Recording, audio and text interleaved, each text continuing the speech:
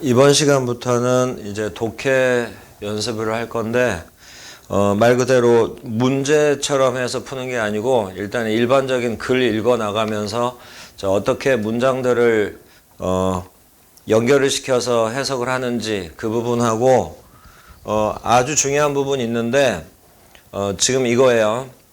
모르는 단어가 나왔을 때, 우리는 이제 모르는 단어가 나오면 바로 사전 찾아보고 그 사전의 뜻에 맞게끔 이제 단어 정리한 다음에 또 이제 그 단어대로 이제 해석을 할 거 아니에요. 그런데 이제 우리가 실제 시험을 보다 보면 아는 단어지만 다른 뜻으로 쓰일 때도 있고 또 정말 처음 보는 모르는 단어가 나올 수도 있거든요. 이때 이제 대부분 당황하게 되는데 여기서 이제 이 연습을 할 거예요. 모르는 단어가 나왔더라도 절대로 당황하지 말고 이런 과정을 밟아 나가면 모르는 단어가 나왔을 때의 해결 방법이 되거든요. 그러니까 영어 공부하는 데 있어서 아주 중요한 부분이에요. 모르는 단어가 나왔거나 아는 단어가 나왔다 하더라도 만약에 다른 뜻으로 쓰였을 경우도 있을 테니까 항상 모르는 단어라든가 아니면 익숙하지만 왠지 좀 쓰임이 다르게 생겼다 이런 느낌이 들 때는 반드시 이걸 해야 돼요. 모르는 단어가 들어있는 문장을 문장 분석을 하는 거예요. 우리 계속 배워왔지만 문장 분석하는 방법, 그래서 형식 구별하는 방법, 그 형식에 따라서 해석하는 거 이런 걸 쭉 배웠잖아요. 모르는 단어가 나왔을 때 문장을 분석을 하게 되면 부분적으로만 분석을 해도 돼요. 문장을 분석을 하게 되면 그 단어의 품사를 알 수가 있어요. 단어의 뜻을 모르는데 또는 다른 뜻으로 쓰였을지도 모르는데 품사를 어떻게 알 수 있냐라고 할 수 있겠지만 품사를 알기 위해서 우리가 팔품사에 대해서 배우고 우리가 연습 문제도 풀어봤단 말이에요. 모르는 단어가 나왔다 하더라도 그 주변에 우리가 알고 있는 걸 잘 활용을 하면 품사가 확인이 가능해요. 그러니까 이게 안 될 것 같지만 이걸 이제 하다 보면 이게 별게 아니고 굉장히 쉽게 해결이 되는구나 라는 걸 알 수가 있을 거예요. 그래서 모르는 단어가 나왔다 하더라도 품사 확인이 가능하기 때문에 또 상대적으로 문장 분석이 가능하거든요. 그러면 문장 분석을 하게 되면 거기에 따른 각 문장의 형식이 대충 나올 거 아니에요. 문장의 형식. 1형식부터 5형식 이런 식으로. 그러면 이제 부분적으로는 해석들이 가능하죠. 그리고 모르는 단어가 나왔을 때 이제 품사를 확인을 하면 분석을 할 수 있고, 그리고 나서는 그 모르는 단어를 해석을 할 때 집어넣어서 해석을 해요. 그 단어 자체를. 그러면서 모르는 단어의 뜻을 문장 내용으로 추측하는 연습을 하게 되면 이게 바로 모르는 단어가 나왔을 때의 해결 방법이에요. 이런 연습을 하기 위해서 품사 확인하는 연습도 할 거고, 그 다음에 내용으로 추측한다는 얘기가 무슨 말인지 이것도 이제 여러분들이 익혀 나가면 되는 거거든요. 이런 과정이 여러분들이 자연스럽게 해나가게 되면 영어 문장을 읽을 때 모르는 단어가 나왔을 때 전혀 겁이 나지 않는다고요.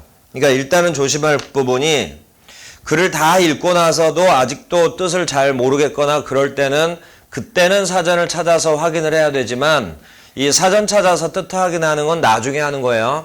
일단 글을 읽을 때 모르는 단어가 나왔다고 자꾸 계속 사전만 찾아보게 되면 내용의 흐름이 자꾸 끊기거든요. 그러면 앞쪽의 내용이 또 무슨 내용이 나왔는지 모르니까 다시 또 읽어봐야 된단 말이에요. 그런데 모르는 단어가 나왔더라도 이런 과정을 통해서 추측하는 연습을 하게 되면 전체적인 글의 윤곽이 잡혀요. 그리고 뜻을 추측을 할 수 있고, 그리고 그래서 맨 처음에 글을 읽을 때는 절대로 사전을 찾아보지 말고 절대 사전의 도움을 갖지 말고 이 방법으로 해서 뜻 추측하는 연습을 하세요. 그리고 나서 다 끝나고 나서 사전으로 뜻을 확인을 하게 되면 충분히 그 뜻이 이 뜻이었겠구나 라는 걸 알 수가 있어서 단어 암기도 빨리 돼요. 그래서 단어 공부도 어휘를 넓혀 나가는 것도 우리가 해야 될 목적인데 단어 공부도 이 독해 속에서 단어를 모르는 단어가 나왔을 때 그걸 외우는 거지 어떤 어휘책을 잡아서 그걸 가지고 단어를 외운다. 이거는 굉장히 힘든 방법이에요. 근데 영어 공부하는 대부분이 다 그렇게 한단 말이에요. 그러니까 이제 여러분들이 이 부분을 잘 익혀 놓으면 단어 암기하는 요령도 익히게 되는 거니까 굉장히 중요한 과정인 거예요. 그래서 이 부분에 대한 연습을 할 거예요. 자, 그러면 이제 본론으로 들어가서 독해물이 5개가 있는데 그 중에서 이제 첫 번째 독해는 조금 자세하게 하기로 하고 22페이지 보면 이제 독해가 있잖아요. 어떤 글의 내용이 쭉 나와요. 제목은 더 캔멀. 근데 캔멀에 대해서 아는 학생도 있지만 캔멀의 뜻이 뭔지 모르는 학생도 있죠. 그래서 이제 그런 학생들은 이런 과정을 통해서 뜻을 한번 추측을 해보면 되는 거예요. 자, 그런데 오른쪽을 보면 23페이지를 보면 각 독해마다 연습 문제가 있는데 연습 문제가 우리 그 독해 문제 푸는 것처럼 뭐 어떤 문장 밑줄 쳐놓고 뜻이 뭐냐 또는 이 글의 주제가 뭐냐 또는 이 글의 분위기가 뭐냐 이렇게 지금 문제화되는 게 아니고 A번, B번 해서 이제 문장들이 쭉 나와 있고 빈칸이 있고 알맞은 말을 집어넣으라라고 나오잖아요. 이 문제가 바로 요 연습을 하기 위한 거예요. 그 빈칸 자리에 만약에 모르는 단어가 나왔을 때 여러분들이 품사 확인을 할 수 있는지 그 연습을 하게끔 연습 문제를 거기다 실어둔 거예요. 그래서 그 연습 문제를 풀면서 빈칸에 들어갈 품사가 뭐겠는지를 연습을 해보면 모르는 단어 나왔을 때 품사 확인하는 게 어렵지 않은 거구나 라는 걸 여러분들이 알 수 있을 거예요. 그래서 그런 의미의 연습 문제니까 그 품사 확인하는 방법 그 연습을 하기 위해서 이제 그 문제를 여러분들이 직접 풀어보면서 어떤 품사가 들어갈 거고 한 문장밖에 안 되지만 뜻이 뭘까 이런 추측도 한번 해보고 이런 연습을 이제 그 문제를 통해서 하면 되고요. 근데 연습 문제를 보면 A번, B번 이렇게 이제 두 가지가 있는데 A번에 있는 문장들은 본문에 있는 문장이에요. 그 왼쪽 독해물에 있는 문장을 그대로 뽑아 놓은 거거든요. 그리고 이제 본문을 정확하게 주의 깊게 읽었던 학생들은 한번 읽었던 문장이 또 나오니까 빈칸에 어떤 단어가 들어갈지를 조금 더 쉽게 알 수 있을 거예요. 그런데 B번은 새로운 내용이에요. 그래서 이제 우리 수업 시간에 B번은 해석을 다 해줄 거고요. A번은 여러분들이 충분히 혼자 할 수 있거든요. 그래서 A번은 본문에 나온 문장을 그대로 뽑아 놓은 거니까 본문을 한번 다시 읽으면서 여러분들이 확인할 수가 있을 거예요. 자, 그렇게 해서 이제 구성을 시켜놨으니까 A번은 여러분들이 풀면 되고요. B번은 저랑 같이 이제 수업해 나가면서 확인을 하면 되고 그리고 또 하나는 A번에 이제 그 단어들을 뽑아놨잖아요. 그게 이제 본문 속에 있는 단어들을 뽑아놓은 건데 그걸 거의 그대로 B번에 그런 단어 수고들이 또 나와요. 이러면서 단어를 암기하기 위한 목적도 있으니까 여러분들이 연습을 하다 보면 그 독해 속에 나오는 단어들은 충분히 외울 수 있을 거예요. 그리고 실제로 지금 우리 독해 내용이 그리 어렵지가 않으니까 모르는 단어도 사실은 많지 않겠지만 만약에 영어 공부가 많이 부족한 학생들은 이 안에서도 이제 모르는 단어들이 있을 수 있을 거 아니에요? 그러면 그런 단어들을 이렇게 정리하고 이런 과정을 통해서 이제 단어를 암기를 하면 돼요.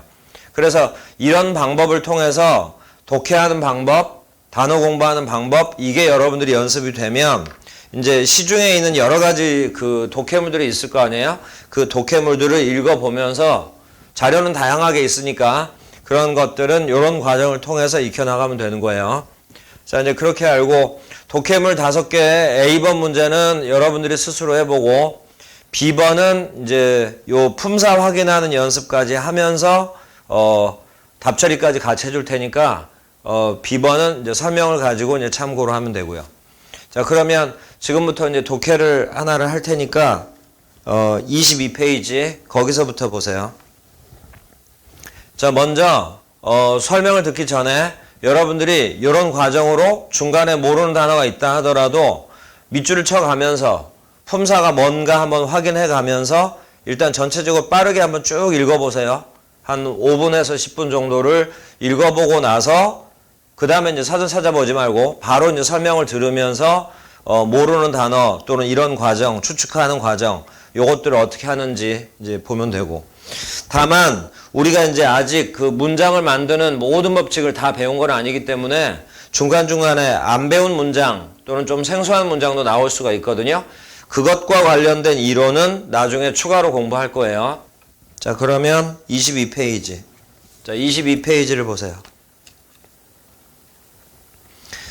제목은 더 캔멀.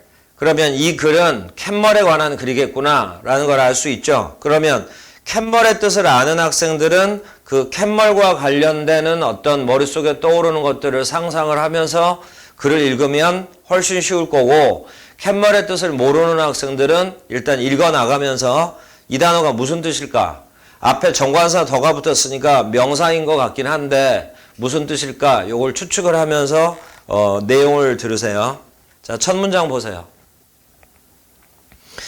문장을 볼 때는 제일 먼저 문장의 동사 찾으라고 그랬죠. 그래서 첫 문장에 can go, 이게 문장의 동사고, 뒤로 가보면 without이라는 전치사도 있고 뒤로 가보면 for라는 전치사도 있죠.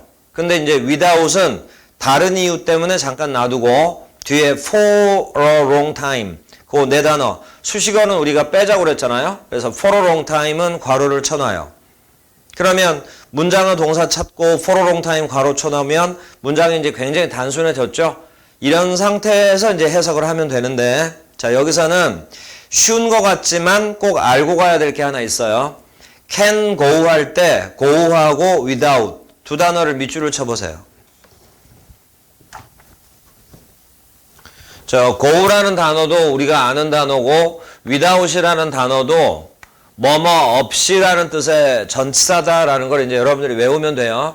그래서 둘 다 아는 단어지만 이런 경우에는 이걸 그냥 아는 대로만 해석해도 대충 비슷한 뜻은 나와요. 그런데 정확하게 하자면 이건 두 단어가 합해져서 약간 새로운 뜻을 나타내는 이런 걸 수거라고 하는 거예요. 새로운 뜻이 있어요. 그래서 go without 뜻은 이 뜻이에요. 뭐뭐 없이 지내다. 이렇게. 자, 이렇게 해서 이제 뜻 처리할 거예요. 자, 첫 문장. 그 마지막 괄호친 for a long time은 오랫동안이란 뜻이에요. 자, 그래서 첫 문장. 캔멀은 오랫동안 물 없이 지낼 수 있다. 약간 자연스럽게 해석하면 오랫동안 물 없이도 살 수 있다. 그러면 캔멀은 살 수 있다 이런 의미로 자연스럽게 해석을 했으니까 동물이나 식물 중에 하나겠구나. 이런 식으로 추측이 가능하죠. 자, 다음 문장. Some people stink 그리고 it stores water 이렇게 나왔죠. 근데 스토어는 우리가 아는 단어인데 여기서 스토어가 가게나 상점이라는 뜻의 명사가 돼버리면 문장 분석도 이상할 뿐만 아니라 문장 분석도 안 될 뿐만 아니라 바로 뒤에 water, 물 뭐 이런 게 나오니까 내용의 연결이 전혀 안 되죠. 여기서 이 stores는 바로 이거예요. 우리가 알고는 있기는 하는 단어지만 다른 뜻으로 쓰인 거예요. 그러면 모르는 단어와 다름이 없잖아요. 그러면 품사 확인을 해보라 이거예요. 그러면 우리 수업 중에 이런 거 했었었는데 예문으로 잠깐 들자면 I think that he is honest.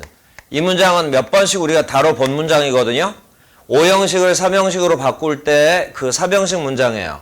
그러면 여기 대부터 끝까지가 think의 목적어. 이때 뭐라고 그랬었냐면 that이 이끄는 절이 목적어일 때는 접속사 that을 생략해도 된다고 그랬어요.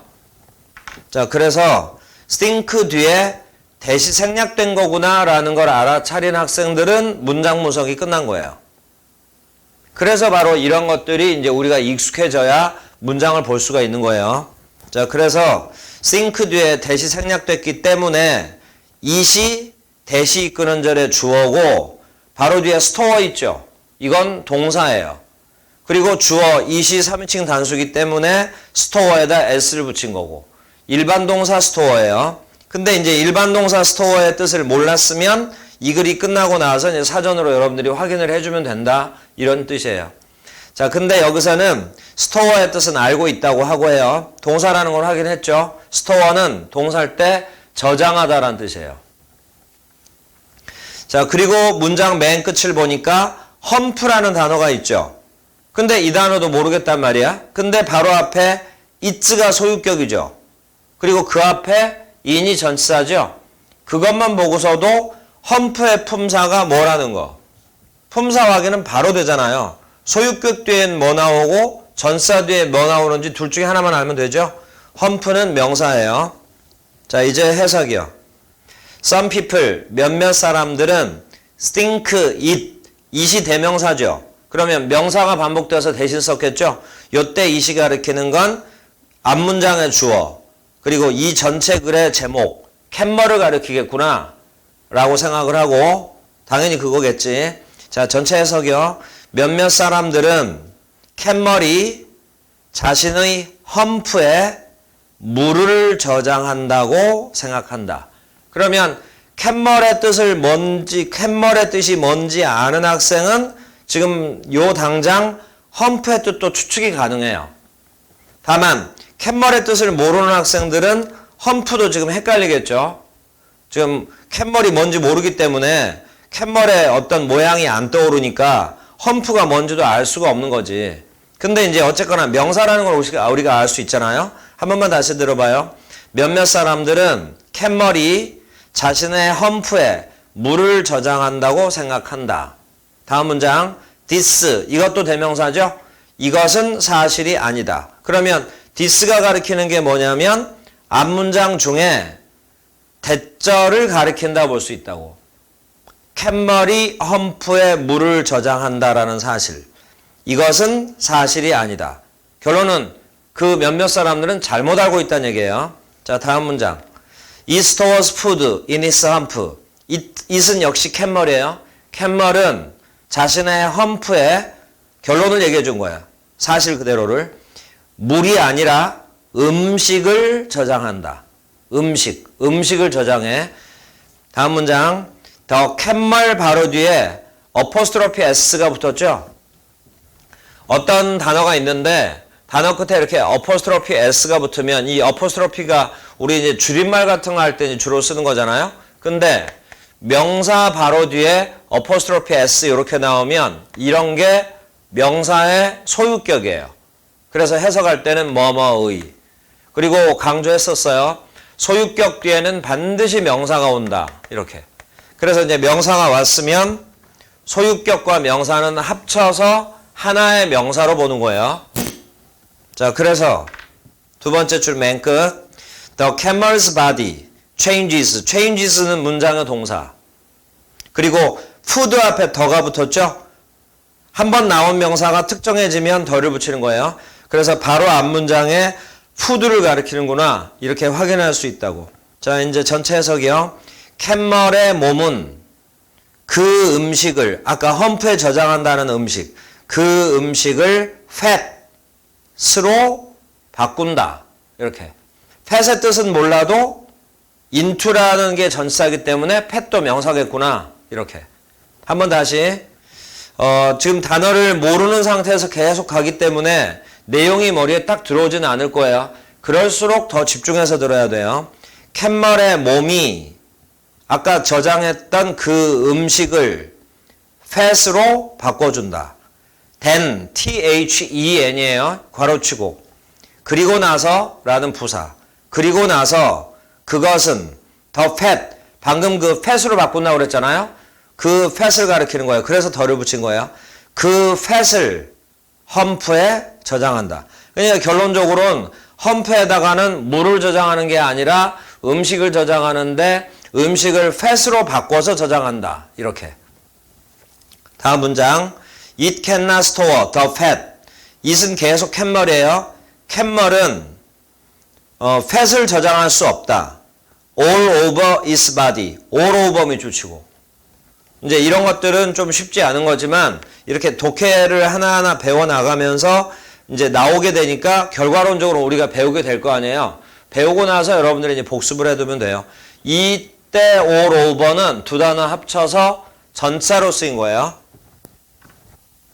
all over 두 단어가 합쳐져서 바로 이 뜻으로 뭐뭐 도처에 뭐뭐 각지에 이런 뜻의 전사로 쓰인 거예요. all over his body. 캔멀은 몸 전체에는 그 팻을 저장할 수는 없다. 몸 전체에 저장하는 게 아니라 험프에만 저장한다 이 말이에요. 몸에는 팻을 저장하지 않고. 근데 바로 다음 문장에는 팻에 더가 안 붙었죠. 그러면 이제 이건 다시 일반적인 팻에 대한 설명이에요. 다음 all over가 전치사라고 했죠. 괄호 열어보고요. on animals 소유격 뒤에 명사 body. body에서 괄호를 닫으세요. 이렇게 수식어구를 제외해 나가면 되는 거고 all over라는 게 전치사로 쓰인다는 거를 지금 처음 아는 학생들은 요걸 이제 결과론적으로 여러분들이 복습을 하면 되는 거예요. 자, 이래놓고 나니까 문장 분석이 돼요. 뭐냐면 팻이 주어고 keeps가 동사고 the animal은 바로 앞에 on animal을 the animal로 써놓은 거고요. the animal이 목적어고 warm은 따뜻한 이라는 형용사잖아요. 그래서 warm이 목적격 보어. 이 문장이 바로 오형식 문장이에요. 자, 해석이요. 어떤 동물의 신체, 도처에 있는 팻은 바로 그 동물을 따뜻하게 해준다. 그래서 팻의 성질을 얘기를 해준 거예요. 팻이 뭔지 모르겠는데 동물을 따뜻하게 해주는 거야. 자, 다음 Camels live in the desert. 데저트는 사막. cammel은 사막에 산다. 자, 요 정도면 대충은 짐작이 되잖아요. cammel은 동물이겠구나. 요 정도로. 동물이겠구나. 사막에 사는. 이런 식으로 해서 점점 범위를 좁혀주면 우리가 저 초등학교 때 그 무슨 수수께끼 같은 거 하면서 스무고개 하면서 어떤 그 단어를 알아맞추듯이 그런 식으로 범위를 계속 좁혀나가주면 되는 거예요. 그 다음 day. day는 대명사인데 복수명사가 반복됐기 때문에 day를 썼겠죠. 바로 앞에 camels를 가리키는 거예요. camel들은 뒤로 쭉 가요. 맨 끝쪽에 있는 during은 전치사. 뭐뭐 동안에. the day. day 중에 day에는 하루를 뜻하는 날의 뜻도 있고 밤과 낮의 낮. 지금 사막 얘기가 나왔기 때문에 이렇게 해석을 하는 게 자연스러워요. 밤과 낮 할 때 낮. 그것들은 지금 사막은 더운 지방이라는 거 우리 알잖아요. 그것들은 특히 낮 중에는 사막인데도 낮. 그러면 더 더울 거 아니에요. 낮 중에는 따뜻해지는 것을 원치 않는다. 이거는 이제 사막과 바로 연관되는 말이에요. 자, 다음 문단. The desert is very hot. 사막은 아주 뜨겁다. 우리가 상식적으로 아는 거고. The camel. camel은 gets hotter and hotter during the day. 낮 동안에는 hotter and hotter 해진다. 이랬거든요. 자, 보세요. hotter라는 단어는 우리 방금 우리 전 시간에 앞에 기초적인 단어라고 그러면서 형용사 끝에 이렇게 er이 붙으면 비교급이라고 그랬죠. 근데 비교급이 and로 연결돼서 바로 같은 비교급이 또 나왔죠. 그래서 이제 이렇게 됐을 때는 이렇게 비교급 and 비교급 이렇게 나오면 해석을 이렇게 하세요. 점점 더 이렇게. 그러면 여기는 핫의 뜻을 일단 모른다고 치고 점점 더 핫한 이런 식으로 가면 되는 거예요. 근데 핫은 뜨거운 이란 뜻으로 이제 대충 많이들 아는 단어잖아요. 그러면 점점 더 뜨거운 이렇게. 그리고 앞에 동사 get이라고 나왔죠. 그리고 이제 핫터에서 핫이라는 단어가 나왔잖아요. 그런데 이제 이런 뜻을 나타내 주려고 비교급을 쓴 것뿐이고 다시 원급으로 바꿔버리면 get hot 이렇게 나오죠. 여기서 이제 hot이 주격 보호로 쓰인 거야.